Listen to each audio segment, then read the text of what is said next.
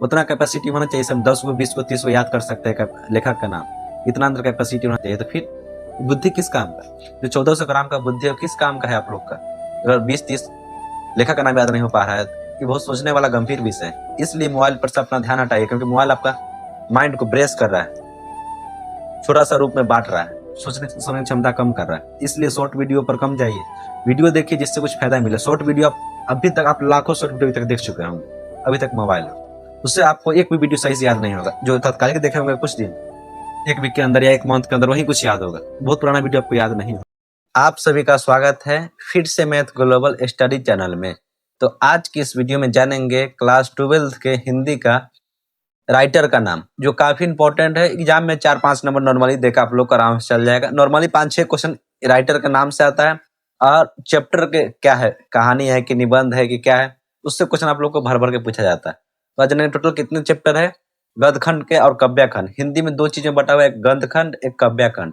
तो आज की वीडियो में गद्यखंड में कितना चैप्टर है, और सबका लेखक का नाम, उनका जन्म स्थान कहाँ है, और चैप्टर की विधा क्या है, निबंध है, कहानी है, भाषण है, क्या चीज है, वो सब चीज जानेंगे यही वीडियो में। तो यह वीडियो आप लोग के बहुत ही फायदेमंद साबित होने वाला है। एग्जाम में 5 से 10 नंबर लाने के लिए बहुत ही कम समय में आप लोग को बहुत अच्छा तैयारी हो जाएगा। एक साथ आप लोग को हर चीज इस वीडियो में मिल जाएगा, उतना आप पढ़ना नहीं पड़ेगा, एक साथ वो रिवाइज पूरा हो जाएगा। अगर पूरा हिंदी बुक पढ़ लिए होंगे तो एक साथ आपको पूरा रिवाइज हो जाएगा। तो आइए बिना देर के वीडियो चालू करते हैं। क्लास 10th 12th की हिंदी बहुत ही मजेदार है, बहुत ही मजेदार है। पढ़िएगा तो उसको बहुत आपको आनंद आएगा, बहुत ही शांतिपूर्ण मिलेगा, बहुत सीख मिलेगा। इतना मस्त हिंदी है। हिंदी पढ़ना चाहिए, इससे बहुत चीज सीख मिलता है। हिंदी हम लोग का खुद मातृभाषा है, ये चीज ध्यान दीजिएगा। अब टोटल चैप्टर 13 टोटल चैप्टर है, जिसमें सबसे पहला चैप्टर है बातचीत, जिसके लेखक है बालकृष्ण भट्ट। सेकेंड चैप्टर है उसने कहा था, जिसका लेखक है चंद्रधर शर्मा गुलेरी। तीसरा चैप्टर है संपूर्ण क्रांति, जिसके लेखक है जयप्रकाश नारायण। अब बोलिएगा भैया आप तो चैप्टर का नाम याद करा रहे हैं, चैप्टर के नाम और उसके लेखक का नाम ये तो हम किताब में से देख के याद कर रहे हैं, तो वीडियो देखे क्यों?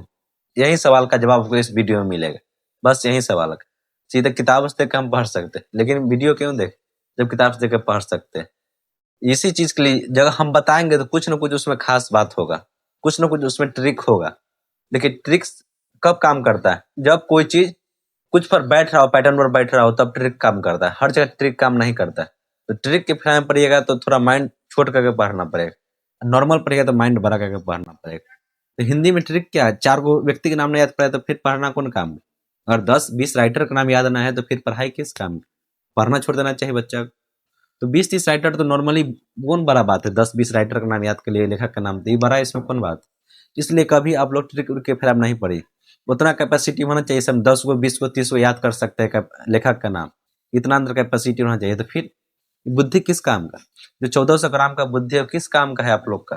अगर 20-30 लेखक का नाम याद नहीं हो पा रहा है, ये बहुत सोचने वाला गंभीर विषय है। इसलिए मोबाइल पर से अपना ध्यान हटाइए, क्योंकि मोबाइल आपका माइंड को ब्रेस कर रहा है, छोटा सा रूप में बांट रहा है, सोचने की क्षमता कम कर रहा है। इसलिए शॉर्ट वीडियो पर कम जाइए, वीडियो देखिए जिससे कुछ फायदा मिले। शॉर्ट वीडियो अभी तक आप लाखों शॉर्ट वीडियो तक देख चुके होंगे अभी तक मोबाइल में, उससे आपको एक भी वीडियो सही से याद नहीं होगा। जो तत्कालिक देखे होंगे कुछ दिन, एक वीक के अंदर या एक मंथ के अंदर, वही कुछ याद होगा। बहुत पुराना वीडियो आपको याद नहीं होगा। तो बहुत सीख वाला चीज देखेंगे, बहुत पढ़ाई लिखाई वाली चीज देखेंगे, बहुत डांस, बहुत सारी चीज देखेंगे। याद क्यों नहीं? क्योंकि शॉर्ट टर्म मेमोरी लॉस। यदि कोई आप शॉर्ट चीज सीख रहे हैं तब मेमोरी लॉस बहुत जरूर होगा। इसलिए कोई लॉन्ग चीज पर ध्यान दीजिए। 2-4 मिनट के वीडियो पर फिर आप नहीं पढ़िए, उससे जिंदगी आपका नहीं बन जाएगा। क्योंकि जितना भी बड़े लोग बने वो 2-4 मिनट पढ़ के बड़े लोग नहीं बने, ना कि 2-4 सेकंड में हम लोग आपको याद करा सकते हैं। वो सिर्फ कहने की बात है, करने की बात अलग। तो कभी भी 2 मिनट 10 मिनट 20 मिनट के वीडियो आपको कोई जिंदगी बनने वाला नहीं है। ये चीज ध्यान दीजिएगा। तो इस सब भकाव में कहीं ना पड़िएगा। 2 मिनट पढ़िए, आपको बच्चे पर रिवाइज करा देते हैं, ये सब फिर हमें नहीं पढ़िए। मेहनत एक लॉन्ग प्रोसेस है, उसको शॉर्ट प्रोसेस नहीं बनाइए। कोई चीज जिंदगी में शॉर्ट नहीं होता। शॉर्ट आप जन्म भी लेंगे तो शॉर्ट नहीं आएंगे। तो जिंदगी में कोई चीज शॉर्ट नहीं होता, उसमें 9 महीने का प्रोसेस लगता है जन्म लेने में। तो कोई भी चीज शॉर्ट नहीं। जब जन्म लेने में 9 महीने का प्रोसेस लगता है, तो पढ़ने में एक दिन कैसे पढ़ लेंगे, 1 घंटा में कैसे पढ़ लेंगे, 10 मिनट में कैसे पढ़ लेंगे? तो एक लंबा प्रोसेस। ये चीज ध्यान देकर आप लोग पढ़ाई कीजिएगा। कभी बहकावा में नहीं पड़िएगा। सिर्फ 10 मिनट के वीडियो है, देख लेंगे तो हम एग्जाम में पास कर जाएंगे।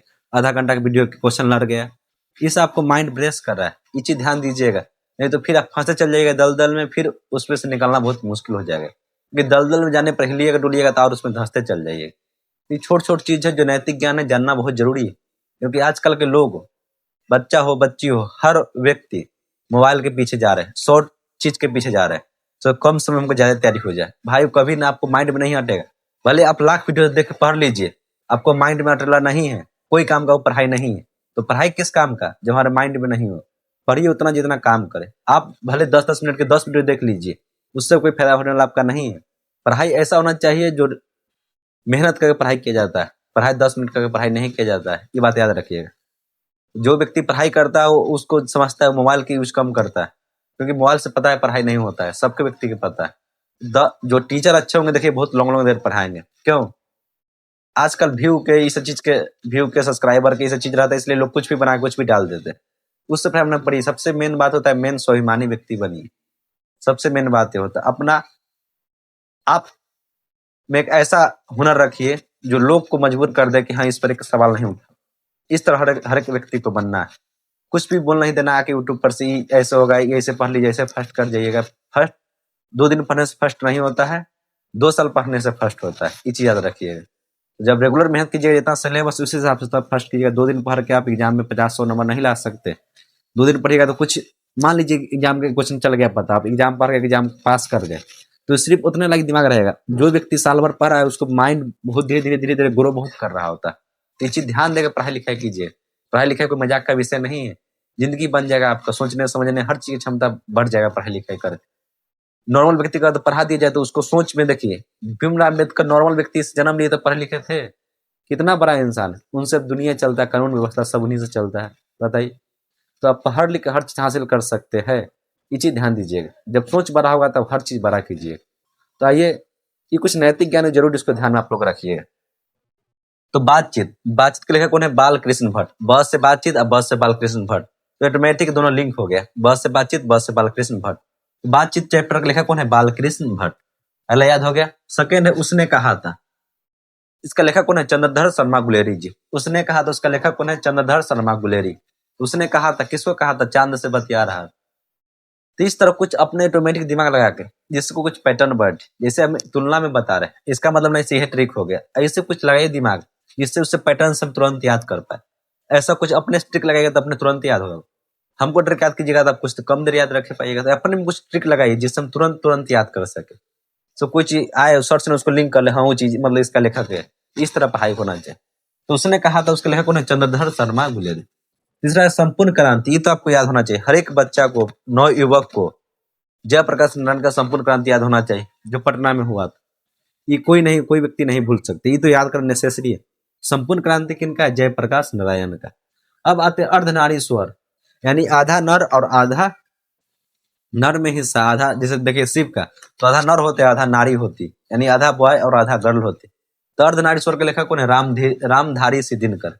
सबसे बेस्ट कवि दिनकर जी से बड़ा आज तक कोई कवि नहीं हुआ है। बहुत नहीं, इनके भी नाम टॉप में आता है। ये चीज ध्यान दीजिए। अब आता है रोज।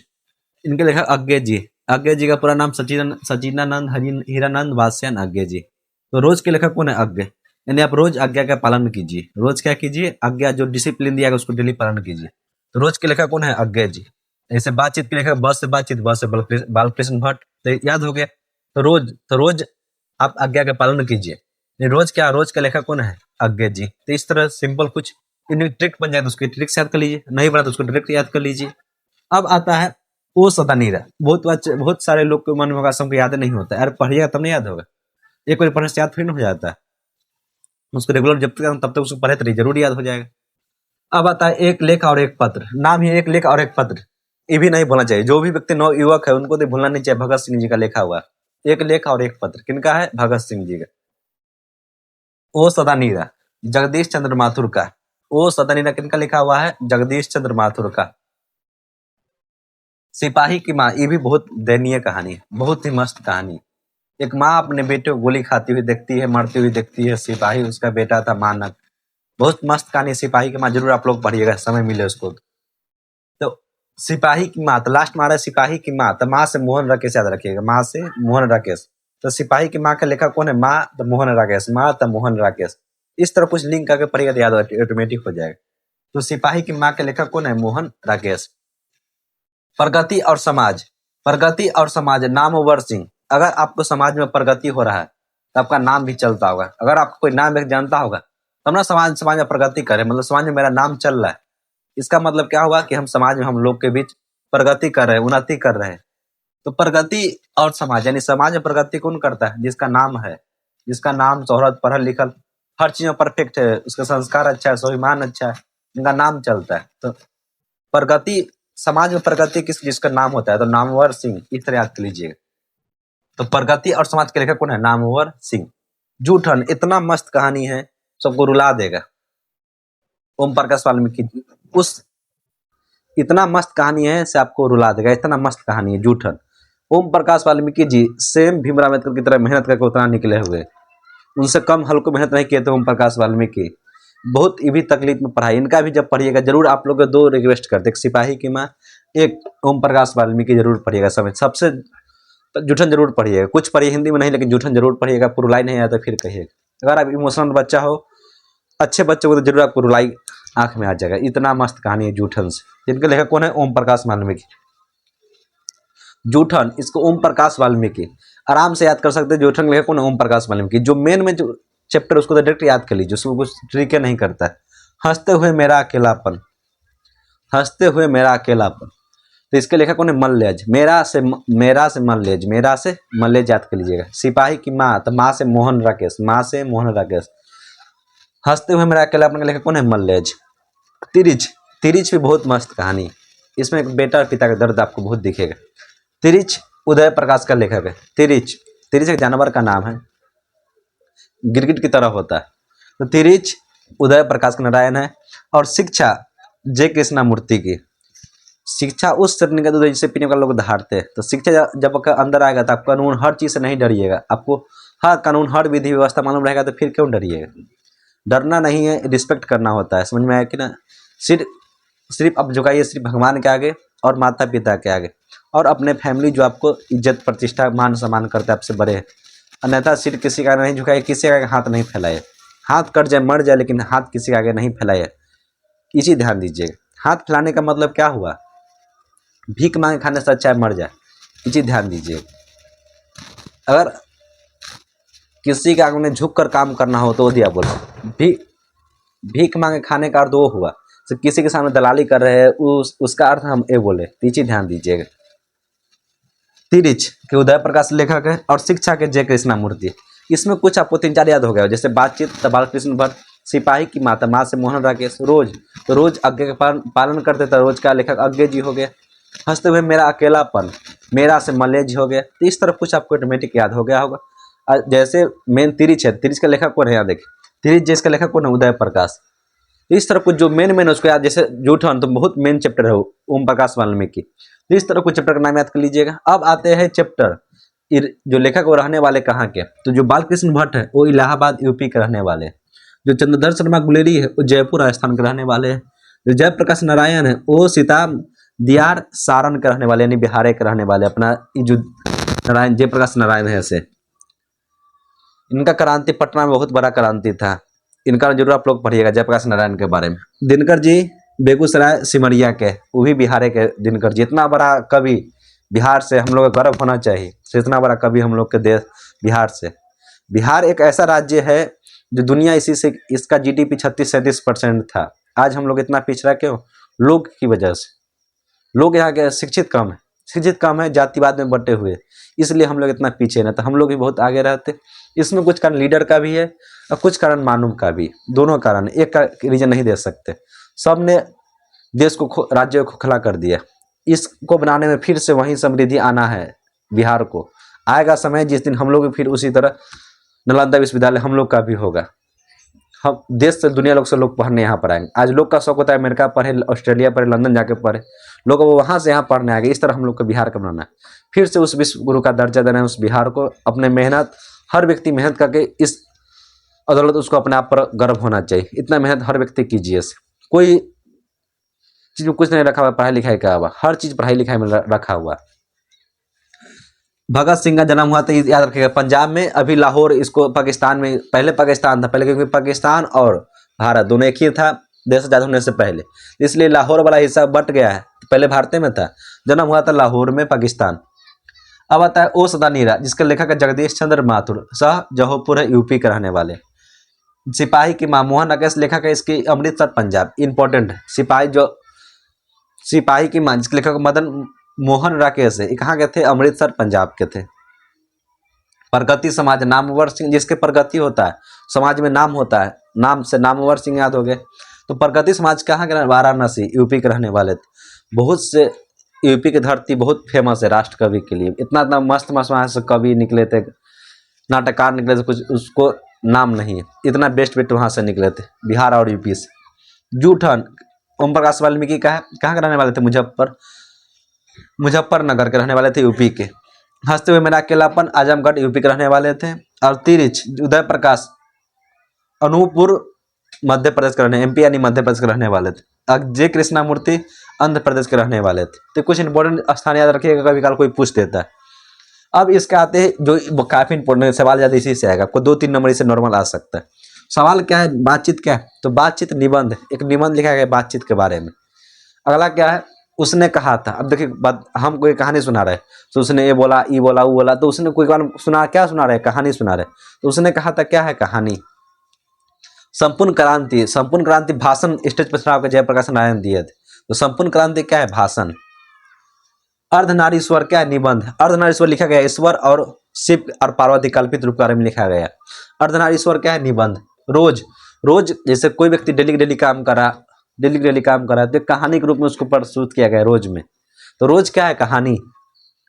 एक लेख और एक पत्र, एक लेख और एक पत्र, निबंध, लेख भी इसको पत्र दोनों बोलिए, तो इसको निबंध बोल सकते हैं। अब आता है ओ सदा नीरा, क्या है? तो निबंध। ओ सदा नीरा क्या है? तो निबंध। सिपाही की माँ, एकांकी, और सिपाही की माँ क्या है? एकांकी। इसको हम कहानी भी बोल सकते हैं। सिपाही की माँ का कहानी भी बोली, एकांकी भी बोली। ई अंडे के छिलके से लिया गया है, ए नाट्य से लिया गया। प्रगति समाज, निबंध। प्रगति और समाज क्या है? निबंध। जूठन, ये भी आत्मकथा है। जूठन ओम प्रकाश वाल्मीकि जी के बताइए, जब पढ़िएगा तब आपको फील होगा, बताने से उतना फील नहीं होगा, पढ़िएगा तो बहुत मजा आएगा, उसका तो बताने में अच्छा लगेगा। जूठन बहुत मस्त कहानी, जो लोग पढ़े होंगे उनको पता होगा, ये आत्मकथा, अपने बारे में कथा, आत्मकथा। जूठन क्या है? आत्मकथा। जैसे हम अपने बारे में कोई चीज लिखे तो क्या हो गया? आत्मकथा। अब आता हंसते हुए मेरा अकेलापन, ये डायरी लिखा गया था, घूम घूम के डायरी अपन लिख रहे थे, हंसते हुए मेरा अकेलापन। तिरिच, कहानी। तिरिच क्या है? कहानी। ये भी मस्त कहानी है, पिता और बेटा का उसमें दर्द आपको झलकेगा, लगेगा हाँ सब महसूस कीजिएगा, तो आपको भी इसमें रुलाई पड़ जाएगी, इस तरह कहानी है। अब आता है शिक्षा। तो शिक्षा क्या है? संभाषण। क्या है? संभाषण। तो इस तरह कुछ इंपॉर्टेंट चीज आप याद कीजिएगा, 5-10 नंबर एग्जाम में देगा। याद कीजिए, ट्रिक के फिर हम कम डायरेक्ट उसको याद करने की कोशिश कीजिए। चैप्टर पढ़िएगा, समझिएगा, तो याद ऑटोमेटिक होगा। इस आपको एक दे दीजिए जिससे आपको याद करने में बहुत आसानी हो। नेक्स्ट वीडियो हम लोग जानेंगे कि गद्य खंड हो गया और काव्य खंड के सब लेखक और उसके विधा क्या है, निबंध है, कहानी है, उसे जानेंगे। और राइटर के जन्म कब हुआ, मृत्यु कब हुआ, तो जानेंगे, वो भी इंपॉर्टेंट सवाल है। उसका लगभग 10 नंबर रखा गया है चैप्टर्स। उसके बाद फिर अब हिंदी में की ओर चलेंगे, हिंदी के मेन इंपॉर्टेंट क्वेश्चन करेंगे, फिर व्याकरण की ओर चलेंगे। 50 नंबर हिंदी से आता है, 50 नंबर व्याकरण से आता है। हिंदी पढ़िएगा तब 50 नंबर क्वेश्चन आपको बन जाएगा, व्याकरण पूरा पढ़िएगा तब 50 नंबर क्वेश्चन बन जाएगा। आप पूरा व्याकरण में कंठस्थ नहीं हो सकते, पूरा हिंदी में कंठस्थ नहीं हो सकते, इसलिए दोनों पढ़ा जाता है। जैसे मान लीजिए हमको कंठस्थ 50 क्वेश्चन पढ़े, हम 50 क्वेश्चन पूरा बुक पढ़ लिए, 50 क्वेश्चन नहीं हो तो 30-40 क्वेश्चन बन जाएगा। व्याकरण पूरा पढ़ लिए, हमको नहीं हो तो 25-30 क्वेश्चन बन जाएगा, 30-40 आराम से ऑब्जेक्टिव पूरा भर के चलाइएगा। तो इस तरह दोनों को मर्ज करके पढ़िएगा तो नंबर काफ़ी आएगा। यदि एक विषय पर लग रही है तो नंबर कम है। हर विषय पढ़िए, हर विषय। शिक्षा बहुत इंपॉर्टेंट है जिंदगी में। आपको सोच रहन सहन, हमेशा हर वीडियो में हम बोलते हैं शिक्षा बहुत इंपॉर्टेंट। हर व्यक्ति शिक्षित होइए, शिक्षित होने से बहुत चीज़ आपका आसपास माहौल, रहन सहन, दोस्त सब बदल जाएंगे। ये चीज़ याद रखिए। तो चलिए मिलते हैं नेक्स्ट वीडियो में, इसको जरूर ध्यान दीजिएगा, जरूर बेस्ट तरीके से इसको पढ़ लीजिए। जय हिंद, जय भारत।